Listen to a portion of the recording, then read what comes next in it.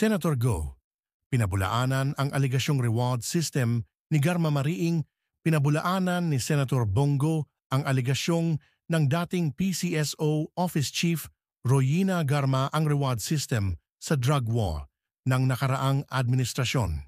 Nais kong klaruhin na walang reward system na iniimplementa noon kapalit ang buhay ng sinuman, ani ng senador. The former president has stated clearly numerous times that his administration never sanctioned nor tolerated any form of senseless killings. Dagdag pa niya. Again, on Attorney Roque, until now, no compliance with regards to the omnibus motion that he cannot attend the judge hearing because of his medical condition. This refers to the wife of Harry Roque. And as far as I remember, during the last hearing, we issue a subpoena ad testificandum to the wife of Attorney Harry Roque. Comsec, what's the latest? Have we received any letter reply coming from Ms. Roque? None yet, Your Honor. Is it correct also that last hearing we issue a subpoena ad testificandum to Ms. Roque? I believe so, Your Honor. So with that, Mr. Chairman, since we have given Ms. Roque the due process with regards to supposedly her presence in the hearing, I move to cite in contempt Ms. Harry Roque, Mr. Chairman. So move, Mr. Chairman. Just a clarification. Did you say Miss Harry Roque? Yeah, Ms. The wife of Harry Roque. Myla Roque. Myla Roque. Thank you. There is a motion to cite in contempt Mrs. Myla Roque for her failure to appear for the third time before this committee, and it was duly seconded. Are there any objections? Hearing none, the motion is approved. We are now citing Ms. Myla Roque in contempt. Comsec, please take note. Okay.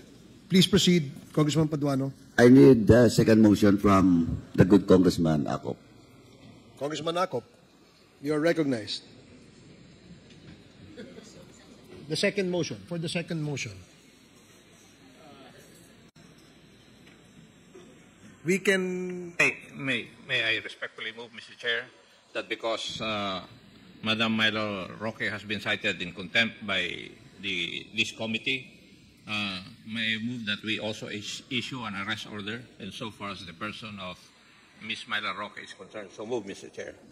There is a motion to issue an arrest order to Mrs. Myla Roque in relation to the contempt order by this committee, and it was duly seconded. Are there any objections? Hearing none, the motion is approved.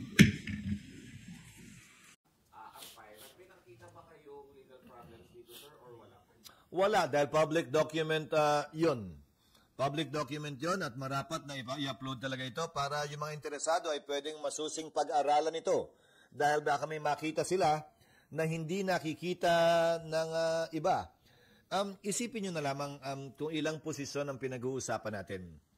18,000 posisyon ang pinag-uusapan natin na pagbobotohan ng ating mga kababayan. Buti sana kung tigi-tigi isang magpa-file lang sa kada posisyon. Kada posisyon may 5, may 4, may 10. So you're talking of 18,280 positions times the number of candidates ang COC na final.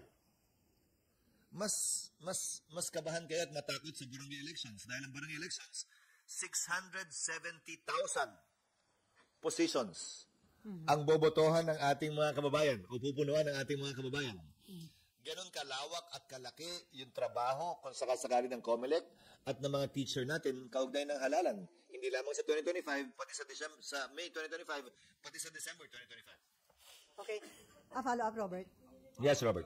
Observation din po nung marami sa mga nag-file ng COC ay marami daw ay nanggaling sa mga political dynasty and then yung group na 6 ang sinasabi ay next week ay magpa-file sila sa COMELEC para questionin yung mga mag-anak incorporated na nag-file ng COC. Your comment on this, sir? Wala pa tayong batas kaugnay ng dynasty. Ko-correct ko yung sarili ko nung nagdaan nating press con. Hindi pala na-incorporate, ayon kay Senator Zubiri, yung anti-dynasty provision sa BARM law. Natanggal daw yun sa BICAM ayon sa kanya. Although nasa Senate version nung pinagbutuhan namin, kaya naalala ko meron eh. So may nananatiling anti-dynasty provision lamang ay ang SK law. Pero mukhang magandang test case yun. Walang nagko-question, nananatiling valid yung batas na yun. So marahil pwedeng magawa yun, hindi sa pangkalahatan muna, pero sa kada posisyon. Mas posibleng magawa ng batas marahil yun. Pero sa ngayon, wala pang batas na nagbabawal doon. Polisiya lamang na sinabi sa ating saligang batas ang meron, at wala pang batas para gamitin yun na huwag pahintulutan ang sino mang may kamag-anak na tumatakbo na huwag tumakbo. Pero sir, pagdating sa party list, wala ka nakikitang pag-abuso kasi dapat representative ng mga marginalized sector and yet mga billionaire yung mga nominee. Hindi ba Binuksan kasi ng Korte Suprema ang party list ng napakalaki eh.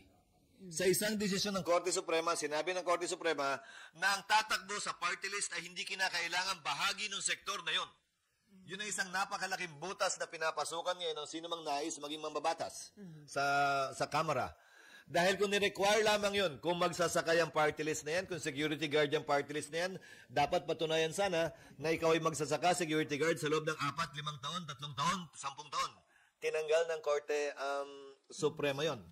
Pangalawa, wala tayong batas sa totoo lang na nagsasabi ano-ano nga ba yung mga sektor na meron tayo na dapat may kinatawan sa Kongreso. Ang pinakamalapit na ay ang Local Government Code na nagsabing women, farmer, fisherfolk, elderly. Pero hanggang ngayon, hindi pa na-implement yung provision na yun ng Local Government Code sa mga lokal na sanggunian. Dapat napapanahon na siguro na i-identify yan sa tulong ng executive branch. Ano-ano nga ba yung mga sektor na dapat kinakatawan o may kinatawan sa Kongreso? Elderly, sigurado. Women, sigurado. Ang kalalakihan ba kailangan? Nagtatanong ako O ang LGBT community kailangan? Hiwalay ba ang magsasaka sa mangingisda? Hiwalay ba ang magsasaka nagtatanim ng palay sa nagtatanim ng gulay? Bilang yan pula, security guard, manggagawa. Ano-ano nga ba yung mga sektor na kailangan may kinatawan tayo? Dahil ang isang paraan na pwede natin gawin para maklaro ito ay parang pagpili ng union sa isang kumpanya. Parang dito, sa Senado. Pipili ng union kung sino makikipag-negotiate sa management. Ganon din. Lahat halimbawa ng grupo ng security guard, pumili ng isang organisasyon na kakatawan sa kanila. At yun ngayon yung party list group na kakatawan sa sektor na yun. Para tiyak tayo na may kinatawan ang kada sektor sa Kongreso. Hindi tulad ngayon na kung anong pangalan na lamang naisip, yun ang gagamitin. So, naabuso nga, sir? Sang-ayon kasi sa batas at hindi mabago-bago yung batas dahil ang dami naling party list na hindi sasang-ayon dyan. So ang problema ay kung makakapasabayan sa Kongreso sa dami ng bilang ng party list doon. Okay, Jojo. Sir, yung pagpapile ng COC, matuturing natin sa grado nga, sir, pati yung proseso sa COMELEC. Tama ba ginagamit sa political strategy? Pinagbawal yung substitute, kaya naman COC nag-file and then kumalat, mag-withdraw, magpapay naman sa ibang posisyon. Tama ba yun, sir? Parang medyo nagagamit sa political strategy. May na-monitor ka bang ganun? Parang wala ako masyadong na-monitor na ganun, na nag-file. Dahil yung kay Pangulong Duterte ay fake news yun. Sa kumalat kasi, sir, yung sa Davao, may nag-file ng mayor and then kumalat na mag-withdraw daw, tatakbo daw senador. Ginagamit sa political strategy. Pero hindi naman natuloy. Hindi natuloy, pero nagagamit sa political strategy. Hindi yung COC filing ang nagamit o ginamit.